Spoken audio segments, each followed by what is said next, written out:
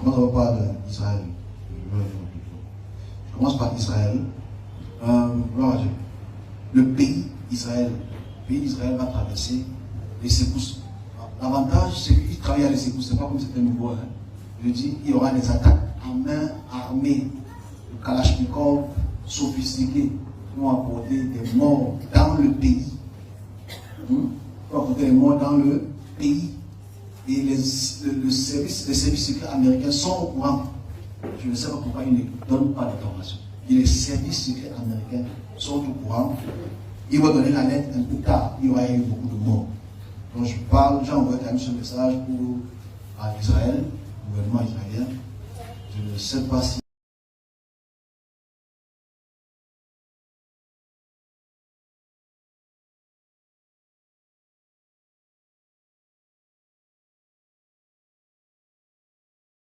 scène de désolation à Neve Yaakov, quartier ultra-orthodoxe de Jérusalem-Est vendredi soir. Il est 20h15 lorsque le terroriste, lui-même résident de Jérusalem, âgé de 21 ans, arrive en voiture et se gare à proximité d'une synagogue. Armé d'un pistolet, il tire devant l'édifice pendant plusieurs minutes avant de s'enfuir en voiture. C'est à ce moment que la police est alertée, interceptée quelques mètres plus loin par une patrouille. Des coups de feu s'échangent entre le terroriste et les forces de l'ordre avant qu'elles ne parviennent à le neutraliser.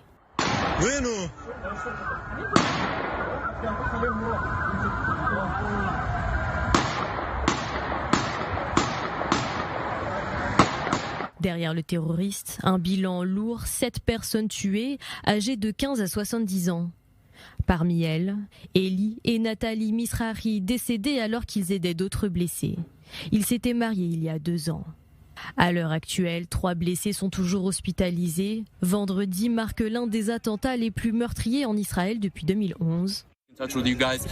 Il s'agit de l'une des attaques terroristes les plus odieuses que nous ayons connues ces dernières années et d'une augmentation significative du degré de terreur. L'assaillant, identifié comme Haïri Al-Kam, était inconnu des services de police israéliens. L'enquête se poursuit. 42 personnes ont été interpellées cette nuit, dont des membres de sa famille.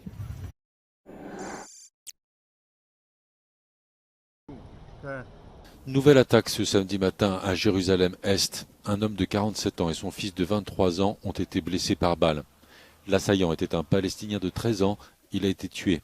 L'attaque intervient quelques heures après l'attentat contre une synagogue, là aussi à Jérusalem-Est. 7 personnes y avaient été tuées et 10 autres blessées pendant les prières du Shabbat. L'attaque de samedi matin et l'attentat contre la synagogue de Jérusalem-Est confirment les craintes d'un nouvel engrenage de violence entre Israéliens et Palestiniens. Le Premier ministre israélien s'est rendu sur les lieux de l'attentat vendredi soir et a promis des mesures immédiates. Selon un témoin, l'assaillant a arrêté sa voiture devant la synagogue avant d'ouvrir le feu à l'arme automatique. Le meurtrier a été identifié comme un Palestinien de 21 ans résidant à Jérusalem-Est. L'attentat a été salué par des scènes de liesse à Ramallah et dans la bande de Gaza.